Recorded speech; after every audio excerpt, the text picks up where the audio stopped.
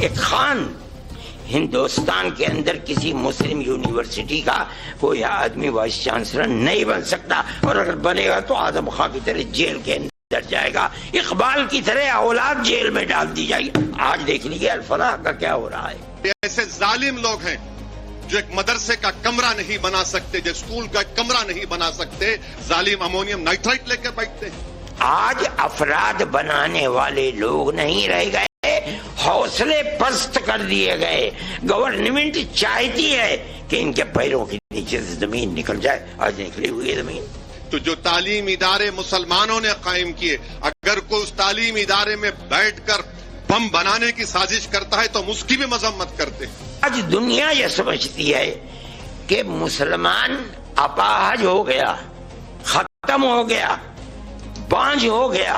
लोग आज ये समझ रहे हैं कि मुसलमान को सेकंड क्लास सिटीजन बनाया जाएगा। तुम भूल जाओ, तुम्हारी नस्लें खत्म हो जाएंगी, हम खत्म हो जाएंगे। जब तक दुनिया बाकी रहेगी, हिंदुस्तान में मुसलमान एक बाइज्जत हिंदुस्तानी बनकर रहेगा। सुना आपने, एक तरफ मदनी है, दूसरी तरफ हैं असदुद्दीन ओवैसी। एक जमीयत उलेमाए हिंद के अध्यक्ष मौलाना अरशद मदनी हैं, एक ऑल इंडिया मजलिसे इत्तेहादुल मुसलमीन यानी कि AIMIM के अध्यक्ष असदुद्दीन ओवैसी हैं। दोनों की सोच में फर्क साफ है।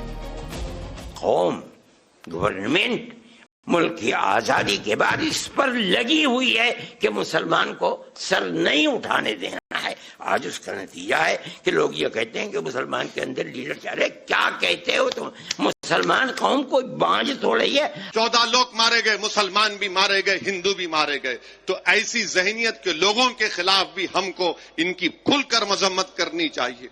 ये जो मुल्क का दुश्मन है वो हमारा दुश्मन है। अगर इस तरह की हरकतें होंगी तो फिर हम तो खुली छूट दे रहे हैं जालिमों को कि जो चाहे करना है कर लो। हिंदुस्तान के मुसलमानों को कौन भड़का रहा है और कौन समझा रहा है, ये पूरा देश देख रहा है, पूरा देश सुन भी रहा है। एक सोच जो भड़काती है, बचाती है, ढाल बनती है, और दूसरी सोच जो आतंक का विरोध करती है, नौजवानों को सही दिशा दिखाती है और ये कहती है देश पहले, कौम बाद में। सवाल बड़ा है कि क्या कौम के नाम पर मौलाना अरशद मदनी आतंक पर भी कवर फायर दे रहे हैं? दिल्ली ब्लास्ट पर चुप्पी और आतंकी डॉक्टर्स का अड्डा बनी अल फलाह यूनिवर्सिटी के फाउंडर जवाद अहमद सिद्दीकी की हिमायत। आखिर हिंदुस्तान के मुसलमानों को क्या मैसेज देने में लगे हैं अरशद मदनी? आज दुनिया का मुसलमान एक आदमी न्यूयॉर्क का मेयर बन सकता है, ममदानी लंदन के अंदर मेयर बन सकता है, एक खान हिंदुस्तान के अंदर किसी मुस्लिम यूनिवर्सिटी का कोई आदमी वाइस चांसलर नहीं बन सकता, और अगर बनेगा तो आजम खां की तरह जेल के अंदर जाएगा, इकबाल की तरह औलाद जेल में डाल दी जाएगी। आज देख लीजिए अल-फलाह का क्या हो रहा है। जेल में पड़ा हुआ है और कितने साल जेल के अंदर गुजरते हैं नहीं जानता कोई आदमी। इस बयान के बाद देश में मदनी वर्सेस मुस्लिम लीडरशिप का मोर्चा खुल चुका है। मुस्लिम लीडर्स से लेकर मौलाना इमाम तक के बयान सामने आ रहे हैं। हकीकतन ऐसा नहीं है, इसमें हुकूमत का कोई लेना देना नहीं है। जो जुर्म जैसा करेगा उसको वैसी ही सजा मिलेगी। ये कानून की नजर में वो मुजरिम है, कानून ने गिरफ्त की है और कानून के पास आंख नहीं है कि वो उस आंख से देखे कि ये हिंदू है या ये मुसलमान है। एक तरफ मौलाना अरशद मदनी हैं, जिनके पास जमीयत उलेमाए हिंद जैसी बड़ी जिम्मेदारी है, लेकिन जिम्मेदारी के साए में जो चुप्पी देश ने देखी है उसे लेकर सवाल खड़े हो रहे हैं। राजधानी दिल्ली में ब्लास्ट हुआ, अल फलाह यूनिवर्सिटी में आतंकी मॉड्यूल पकड़ा गया, आतंकी डॉक्टर इलाज के बदले विस्फोटक बना रहे थे, लैब को बम बनाने की वर्कशॉप बना दिया गया था। देश दहल गया, लेकिन मौलाना अरशद मदनी खामोश रहे। मदनी के उस चुप्पी के पीछे की वजह क्या है? क्या ये वही सोच है जो कौम के नाम पर गुनाह को ढकने की कोशिश करती है? क्या ये सोच खतरनाक नहीं है? मदनी के खिलाफ मोर्चा खोले दूसरे मौलाना क्यों कह रहे हैं कि ऐसी बयानबाजी आज के भारत में किसी भी कीमत पर स्वीकार नहीं की जा सकती? जरा सुनिए। वहां से सारे पुख्ता लिंक मौजूद हैं, लोग पुख्ता लिंक मिल चुके हैं, तो ऐसे में क्या जमीयत हिंद या दारुल उलूम देवबंद को या देश के तमाम मुसलमानों को उसके अगेंस्ट में आना चाहिए था? नहीं आना चाहिए था। आतंकवाद के विरोध में जमीयत उलमा हिंद का आगे आना चाहिए था? नहीं आना चाहिए था।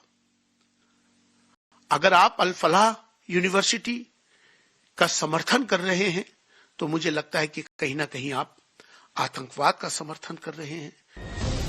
मौलाना उमेर अहमद इलियासी ने मौलाना अरशद मदनी को नसीहत दी कि वे अपने बयान की मजम्मत करें, क्योंकि इससे देश के अंदर खौफ का माहौल बन सकता है।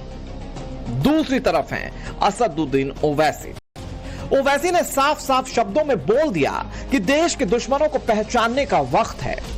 फिदाइन सोच का जहर नौजवानों के दिमागों में कौन डालता है? ओवैसी साहब ने इसे भी हाईलाइट कर दिया। राष्ट्र प्रथम या कौम, इसका जवाब ओवैसी के बयान में मिल जाएगा। देश के दुश्मन कौन है? मदरसों का इस्तेमाल कैसे देश विरोधी कामों में किया जा रहा है, इसका जवाब भी बैरिस्टर ओवैसी ने इशारों इशारों में दे दिया।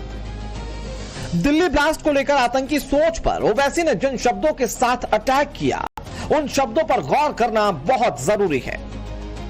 जो मुल्क का दुश्मन वो हमारा भी दुश्मन है।